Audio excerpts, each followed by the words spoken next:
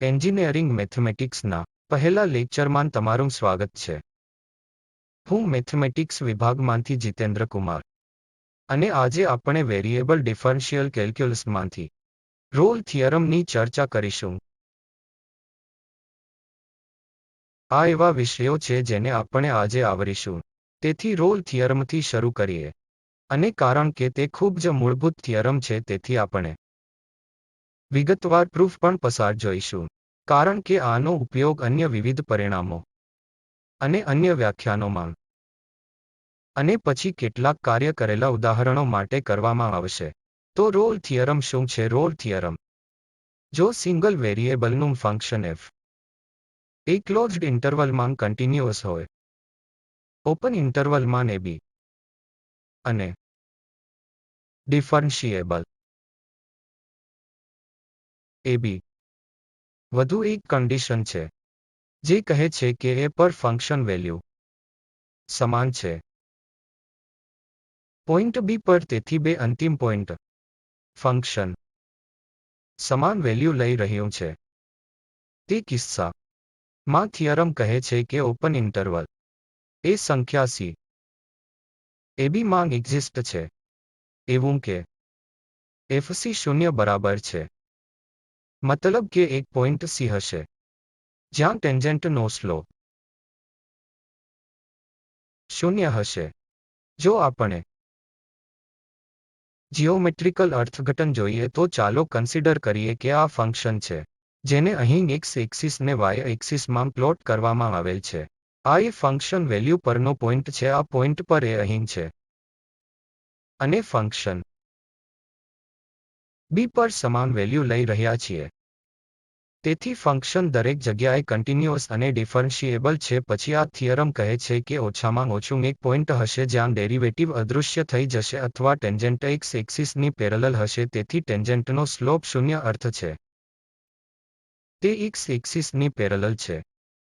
તેથી સ્પષ્ટ રીતે આપણે નિરીક્ષણ કરી શકીએ છીએ કે અહીં આની બાજુમાં ક્યાંક એક પોઈન્ટ છે જ્યાં ટેન્જન્ટ x એક્સિસની પેરેલલ છે.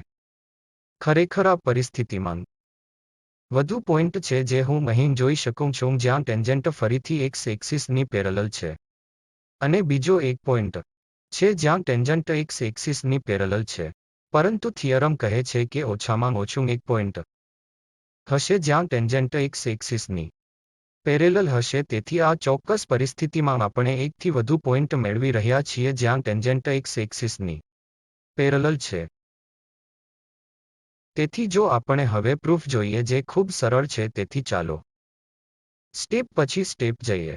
અહીં આપણે માનીએ છીએ કે ફંક્શન મેક્સિમમ અને મિનિમમ વેલ્યુ લે છે અને આ ઇન્ટરવલ ab માં મિનિમમ અને નાના m તરીકે તેઓ મોટા m દ્વારા સૂચવવામાં આવ્યા છે જે આત્યંતિક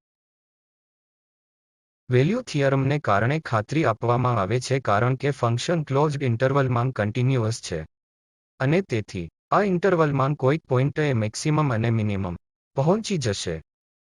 તેથી હવે આપણે નીચેની પરિસ્થિતિ કન્સિડર કરીએ.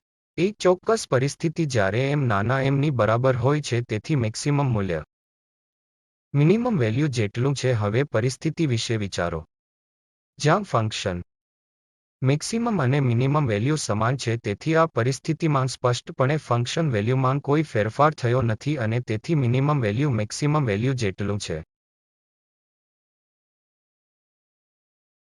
તેથી મૂળભૂત રીતે જો આપણે આ પ્લોટ કરીએ તો તે કોન્સ્ટન્ટ ફંક્શન છે અને તે પરિસ્થિતિ હશે જ્યારે મિનિમમ વેલ્યુ મેક્સિમમ વેલ્યુ જેટલું હશે.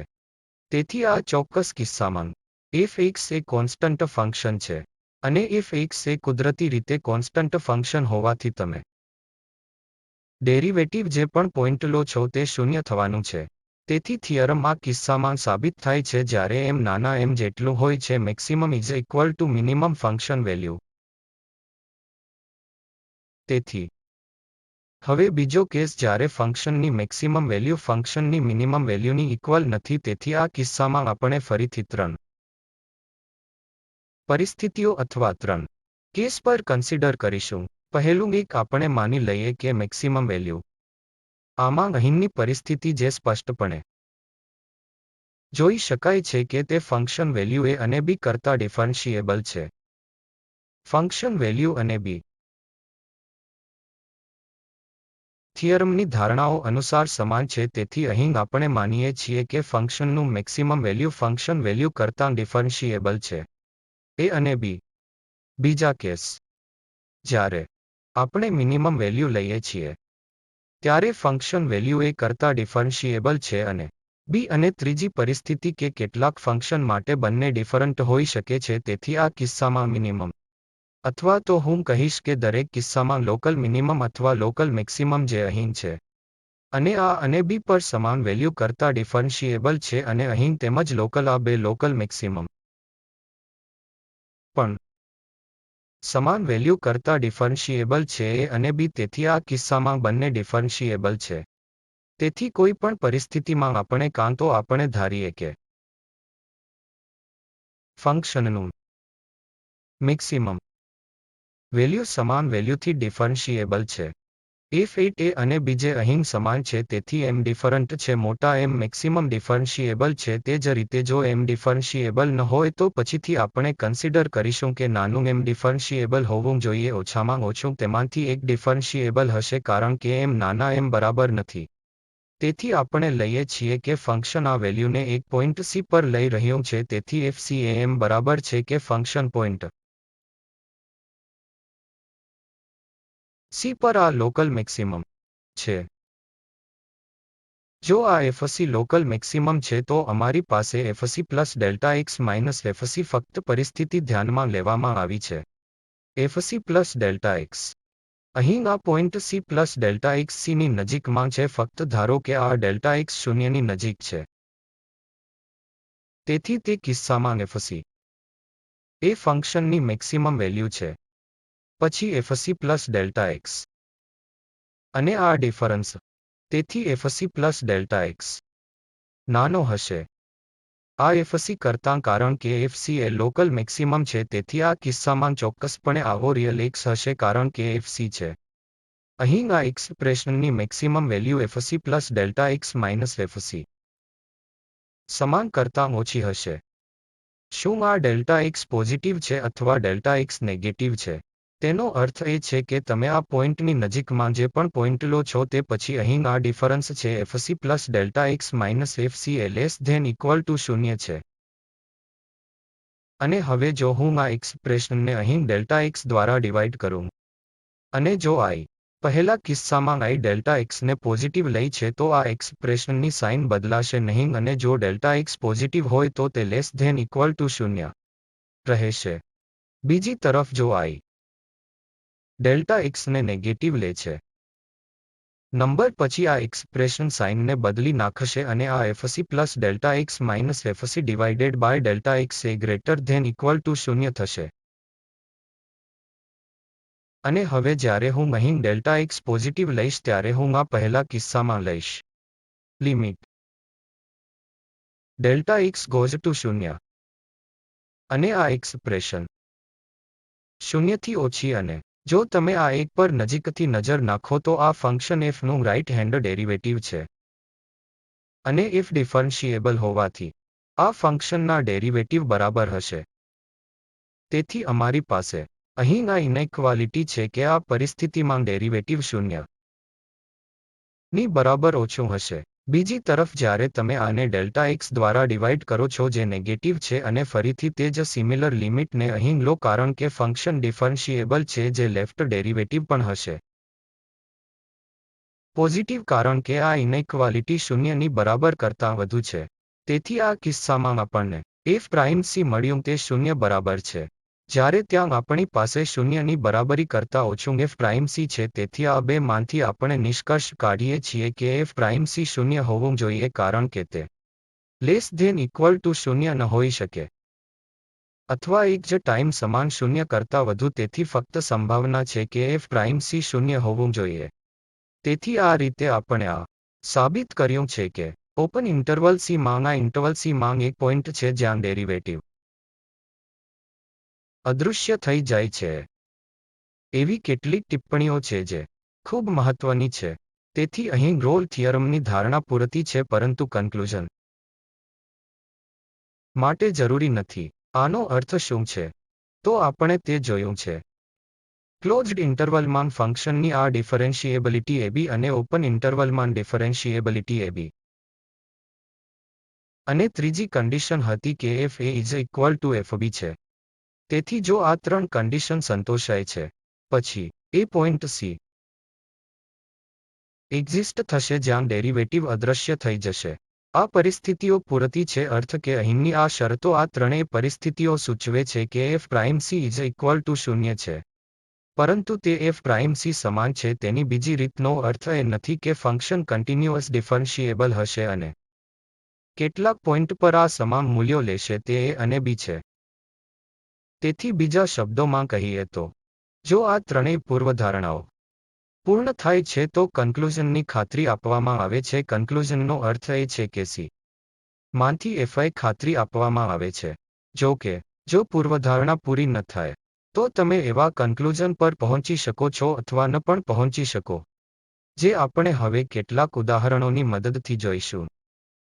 ચાલો આ ઉદાહરણ પર કન્સિડર કરીએ કે એફ એક્સ એ એક્સ સ્ક્વેર રેન્જમાં -2 થી 1 અને 3x - 2 ની રેન્જમાં બરાબર છે. તેથી આ ફંક્શન અહીં સ્પષ્ટ રીતે જો આપણે જોઈએ કે ફંક્શન કન્ટિન્યુઅસ ફંક્શન વેલ્યુ 1 પર છે. 1 પર એફ જે આપણે સીધા સબસ્ટિટ્યુટ કરી શકીએ છીએ તે ફંક્શનને ત્યાં સુધી વ્યાખ્યાયિત કરવામાં આવે છે જ્યાં સુધી એફ એક ન હોય. અને પછી, જો આપણે રાઇટ લિમિટ લઈએ તો એફ એક સી રાઇટ લિમિટ. તેથી લિમિટ ડેલ્ટા એક્સ શૂન્ય છે. અને આ f1 પ્લસ ડેલ્ટા એક્સ અને માઇનસ આ એફ 1 પર છે. અથવા ફક્ત લિમિટ આપણે હવે ડેરિવેટિવ મેળવવાના નથી. તેથી આ ફક્ત આ એક્સપ્રેશન અહીં F A plus delta x અને ડેલ્ટા એક્સ શૂન્યની નજીક છે અને અમે અહીં ડેલ્ટા એક્સ પોઝિટિવ લઈએ છીએ. તેથી આ ફંક્શનની રાઇટ લિમિટ જેમ x ગોઝ ટુ 0. તેથી આ ફક્ત limit delta x goes two શૂન્ય. ડેલ્ટા એક્સ આપણે અહીં પોઝિટિવ લઈ રહ્યા છીએ. અને પછી ડેલ્ટા એક્સ પોઝિટિવ હોવાથી 1 પ્લસ ડેલ્ટા એક્સ આપણે અહીંથી 3x - 2 ની ગણતરી કરશું. તેથી તમારી પાસે 3 અને x નો અર્થ 1 પ્લસ ડેલ્ટા એક્સ આર્ગ્યુમેન્ટ અને -2 છે. અને આ 3 અને -2 એક સિવાય બીજું કંઈ નથી. તેથી અમે 3 ત્યાં 1 ને x ગોઝ ટુ 0. તેથી આ 1 છે અને જે f 1 ઇક્વલ છે. તેથી આ કિસ્સામાં ફંક્શન સ્વાભાવિક રીતે ચાલુ છે અને આપણે ડિફરન્શિએબિલિટી તપાસીએ છીએ તેનો અર્થ એ છે કે પહેલું રાઇટ ડેરિવેટિવ. તેથી f 1 પ્લસ 0. રાઇટ ડેરિવેટિવ એટલે limit delta x goes to 0. અને ડેલ્ટા એક્સ પોઝિટિવ છે. તેથી f 1 plus delta x minus f 1. અને ડિવાઇડેડ બાય ડેલ્ટા એક્સ આ કોશન્ટ અહીં. આ કિસ્સામાં delta x limit goes to 0. Delta x positive તેથી અહીં 1 પ્લસ ડેલ્ટા એક્સ ફરીથી 3x માઇનસથી ગણતરી કરવામાં આવશે જેના વિશે આપણે હમણાં જોયું તેમ. તેથી તે 1 પ્લસ 3 ડેલ્ટા એક્સ આવ્યો અને ડિવાઇડેડ બાય ડેલ્ટા એક્સ. અને પછી અહીં આ f માઇનસ કરતા 1 એ 1 છે માટે આ રદ થાય છે અને પછી આ વેલ્યુ અહીં કંઈ નથી પરંતુ 3 છે. આ ફંક્શનની જમણી બાજુની ડેરિવેટિવ 3 છે જ્યારે ડાબી બાજુની ડેરિવેટિવ તેથી f1 - 0 જે એક નોટેશન છે. અને અહીં લિમિટ જો તમે કમ્પ્યુટ કરો તો delta x goes to 0 delta x negative. આનું શું થશે? તેથી અહીં તમારી પાસે ફરી f1 plus delta x minus f1 ભાગ્યા ડેલ્ટા એક્સ પરંતુ હવે આ f1 પ્લસ ડેલ્ટા એક્સ કારણ કે x નેગેટિવ x સ્ક્વેરથી ગણતરી કરવામાં આવશે. તેથી અર્થ એ કે આપણી પાસે ડેલ્ટા એક્સ ગોઝ ટુ 0. અને આ 1 plus delta x whole square. અને -1 અને ડિવાઇડેડ બાય ડેલ્ટા એક્સ. તેથી આ જ્યારે તમે આને એક્સપાન્ડ કરો છો ત્યારે 1 plus delta x square plus 2 delta x terms 1 રદ થઈ જશે. અને આ 2 ડેલ્ટા એક્સ અને ડિવાઇડ બાય ડેલ્ટા એક્સ તમને 2 આપશે અને બાકીની લિમિટને કારણે 0 પર જશે. તેથી અહીં ડેરિવેટિવ 2 છે જ્યારે લેફ્ટ સાઇડ ડેરિવેટિવ 3 છે અને રાઇટ સાઇડ ડેરિવેટિવ 2 છે. તેથી આ કિસ્સામાં ફંક્શન ડિફરન્શિએબલ નથી. અને આપણે આ ને પ્લોટ કરી શકીએ છીએ અને પછી ફરીથી તમે અહીં આ પોઈન્ટ 1 પર એ જોઈ શકો છો. ફંક્શન તેની ડિફરન્શિએબિલિટીને ડિફરન્શિએબલ કરે છે. તેથી રાઇટ સાઇડ ડેરિવેટિવ જે આપણે હમણાં જ જોયું ને માઇનસ છે. લેફ્ટ સાઇડ ડેરિવેટિવ તેથી રાઇટ સાઇડ 3 હતું. તેથી અહીં એ પોઈન્ટ છે જ્યાં ફંક્શન ડિફરન્શિએબલ નથી. પરંતુ આ કિસ્સામાં એ રસપ્રદ છે કે બધી પૂર્વધારણા કરવામાં આવી નથી કારણ કે આ પોઈન્ટ પર ફંક્શન ડિફરન્શિએબલ કરી શકે એમ નથી. પરંતુ અહીં એક પોઈન્ટ છે 0 જે તમે સરળતાથી આમાંથી ફરીથી કમ્પ્યુટ કરી શકો છો. ડેરિવેટિવ 2x અને x ઇક્વલ છે તેથી ડેરિવેટિવ 0 થઈ જશે. તેથી અહીં 0 પર f પ્રાઇમ 0 છે. તેથી ડેરિવેટિવ રદ થાય છે અથવા આ કિસ્સામાં ટેન્જન્ટ x એક્સિસને પેરેલલ છે જો કે ફંક્શન અહીં ડિફરન્શિએબલ નથી. તેથી આપણે જે કહ્યું છે તે બરાબર જો પૂર્વધારણા ન મળી હોય તો ફંક્શન કન્ક્લુઝન પર પહોંચી શકે છે અથવા આ કિસ્સામાં તે કન્ક્લુઝન પર પહોંચી રહ્યું નથી પરંતુ આ રોલના થિયરમને કારણે નથી. બીજું ઉદાહરણ જો આપણે લઈએ કે આપણી પાસે f(x) એ x ની ઇક્વલ છે 0 થી 1 અને 2 - x ની રેન્જમાં 1 થી 2. તેથી ફરીથી સમાન પરિસ્થિતિ કોઈપણ સરળતાથી આ ફંક્શનને ફ્લોટ કરી શકે છે અને એક સ્પષ્ટપણે જુએ છે કે આ પોઈન્ટ પર ફંક્શન ડિફરન્શિએબલ નથી. અને આ કિસ્સામાં આપણને 0 અને 1 વચ્ચે કોઈ પોઈન્ટ મળતો નથી જ્યાં ફંક્શન લેવામાં આવે છે ડેરિવેટિવ અદૃશ્ય થાય છે.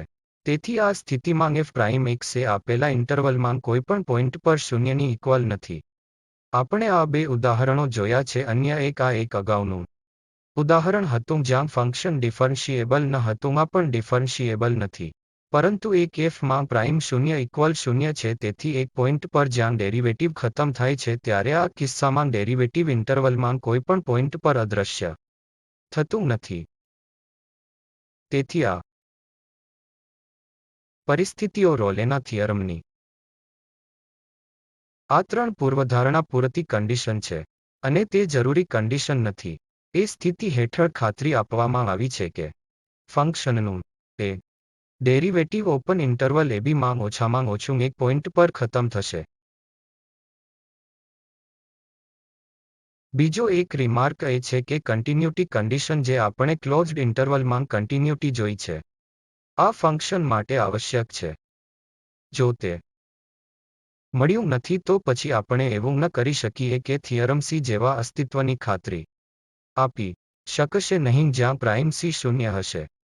ઉદાહરણ તરીકે જો તમે આ ફંક્શન જુઓ તો f(x) = x છે. અને પછી x પર 0 ઇક્વલ 1 છે તેથી આપણે અહીં શું જોઈએ છીએ તે 0 પર ફંક્શન કન્ટિન્યુઅસ અને ડિફરન્શિએબલ છે અને f0 પણ f1 ઇક્વલ છે. તેથી આ સ્થિતિ ડિફરન્શિએબિલિટી કન્ડિશનને પૂર્ણ કરે છે. પરંતુ ફંક્શન 1 પર કન્ટિન્યુઅસ હોતું નથી.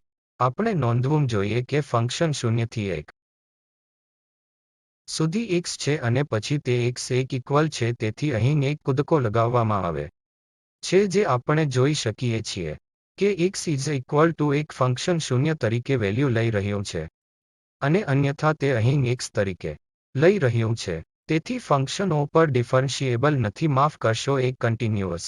અન્યથા રોલના થિયરમના આ કિસ્સામાં અન્ય તમામ શરતો પૂરી થાય છે. અને પછી આપણે સ્પષ્ટપણે જોઈએ છીએ કે ડેરિવેટિવ આ બંને અને એક ઓપન ઇન્ટરવલ અને એક વચ્ચે અહીં એક જગ્યાએ છે. અને તેથી f પ્રાઇમ x એ આ ઇન્ટરવલ x 0 થી 1 સુધી કોઈપણ પોઈન્ટ પર 0 ની ઇક્વલ નથી. બીજું ઉદાહરણ આપણે હવે આ ફંક્શન માટે રોલના થિયરમની લાગુ પડવાની ચર્ચા કરીશું f(x) એ x² + 1 ની ઇક્વલ છે. ઇન્ટરવલમાં 0 થી 1 સુધી એક નજીક અંતરાલ 0 થી 1 સુધી અને ઇન્ટરવલમાં 3 - x 1 થી 2. તેથી જો કન્ટિન્યુટીની વાત છે તો ફંક્શન કન્ટિન્યુઅસ છે કારણ કે તે f1 f1 2 અને f. જો આપણે અહીં રાઇટ લિમિટ લઈએ તો f1 + 0. તેથી લિમિટ Δx goes to 0. અને આ f1 + Δx. આ લિમિટ હશે Δx goes to 0 અને Δx પોઝિટિવ છે કારણ કે આપણે અહીં જે રાઇટ લિમિટ લઈ રહ્યા છીએ. અને આ કિસ્સામાં આ 3 - 1 + Δx હશે જેનો અર્થ થાય છે કે 2 માઇનસ ડેલ્ટા એક્સ શૂન્ય થાય છે આ 2 અને વેલ્યુ ઇક્વલ ટુ 1 છે. તેથી આ ઇન્ટરવલ 0 થી 2 સુધી ફંક્શન કન્ટિન્યુઅસ છે અને ડિફરન્શિએબિલિટી વિશે શું છે? જો આપણે ડિફરન્શિએબિલિટી જોઈએ તો તે અગાઉના કેસથી ખૂબ સમાન છે તેથી જો તમે રાઇટ ડેરિવેટિવ કમ્પ્યુટ કરો તો 1 પ્લસ 0. તેનો અર્થ એ છે કે જ્યાં સુધી x આવે ત્યાં સુધી પોઝિટિવ રહે છે કારણ કે હું રાઇટ લિમિટની વાત કરું છું. અને આ કિસ્સામાં ફરીથી તમે f1 પ્લસ ડેલ્ટા એક્સ અને માઇનસ આ f1 divided by delta x. તેથી limit delta x goes to 0 અને f1 પ્લસ ડેલ્ટા એક્સ. તેથી f1 પ્લસ ડેલ્ટા એક્સ આપણે અહીં ગણતરી કરી છે આ 2 છે.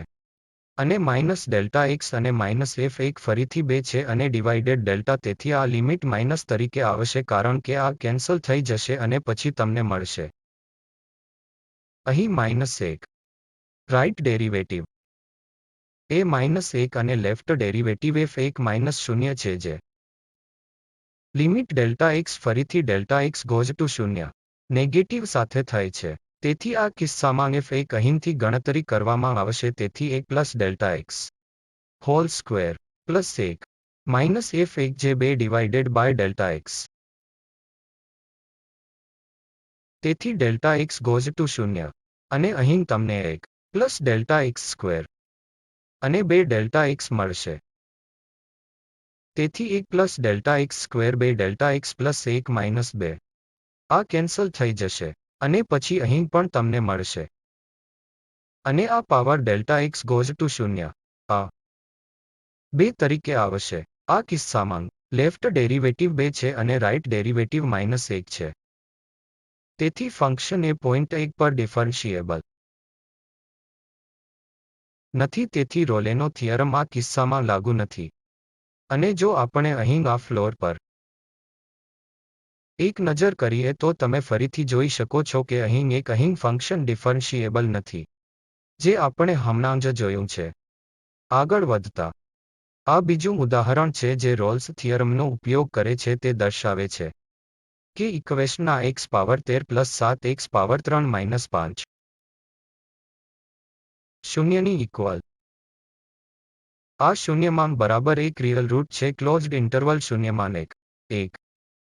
તેથી આ એક બીજી પ્રકારની એપ્લિકેશન છે જ્યાં આપણે રોલના થિયરમનો ઉપયોગ કરી શકીએ છીએ તે બતાવવા માટે કે આ ઇક્વેશન પાસે બરાબર એક રિયલ રૂટ છે.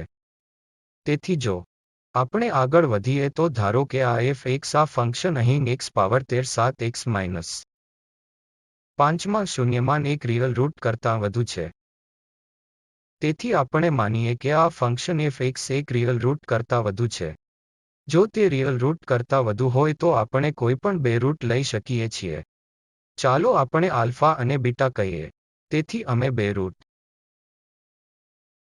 લીધા છે અને આ આલ્ફા અને બીટા રૂટ છે તેથી f આલ્ફા 0 રહેશે અને તે f બીટાની પણ ઇક્વલ હશે તેથી આલ્ફા અને બીટા બંને રૂટ છે પછી ફંક્શન આલ્ફા અને બીટામાં 0 હશે. અહીં આપણે ફક્ત સગવડ માટે માનીએ છીએ કે આલ્ફા બીટા કરતાં નાનો છે અને સ્વાભાવિક રીતે આ બંને 0 અને 1ની વચ્ચે આવશે કારણ કે 0 અને 1 નથી. ઇક્વેશનનું રૂટ કે જે આપણે ત્યાં સ્પષ્ટ રીતે જોઈ શકીએ છીએ આ આલ્ફા આ 2 રૂટને બીટા કરે છે કારણ કે આપણે માની લીધું છે કે આ ફંક્શનમાં 2 કરતાં વધુ રૂટ છે આ આલ્ફા અને બીટા વચ્ચે છે અને 1 કરતાં ઓછા અને 1 છે તેથી તે અહીં પોઝિટિવ નંબર છે આલ્ફા અને બીટા અને 1 કરતાં ઓછા છે. તો જો આપણે આ ઇન્ટરવલ આલ્ફા અને બીટા પર રોલનો થિયરમ લાગુ કરીએ અને જો આપણે લાગુ કરીએ તો શું રોલનો થિયરમ શું કહે છે? આપણે આ રોલનો થિયરમને ઇન્ટરવલ આલ્ફા અને બીટામાં લાગુ કરીએ છીએ. તે કિસ્સામાં રોલનો થિયરમ કહે છે કે ત્યાં એક પોઈન્ટ f પ્રાઇમ c હશે ત્યાં એક પોઈન્ટ c હશે જ્યાં f પ્રાઇમ c 0 થશે. કારણને કારણે ફંક્શન હવે આલ્ફા અને બીટા ફંક્શનમાં ઇક્વલ વેલ્યુ થઈ રહી છે તે ફંક્શન ડિફરન્શિએબલ છે તે પોલિનોમિયલ ફંક્શન છે ત્યાં કોઈ સમસ્યા નથી. તે કન્ટિન્યુઅસ કુદરતી રીતે અને આલ્ફા અને બીટામાં ઇક્વલ વેલ્યુ લે છે તેથી જો આપણે આ ઇન્ટરવલમાં લાગુ કરીએ તો રોલનો થિયરમ કે જે આપણને આપશે કે f પ્રાઇમ c કેટલાક c માટે એ ઇન્ટરવલ આલ્ફા અને બીટામાં કેટલાક c માટે ઇક્વલ છે તો આ લાગુ પડે છે.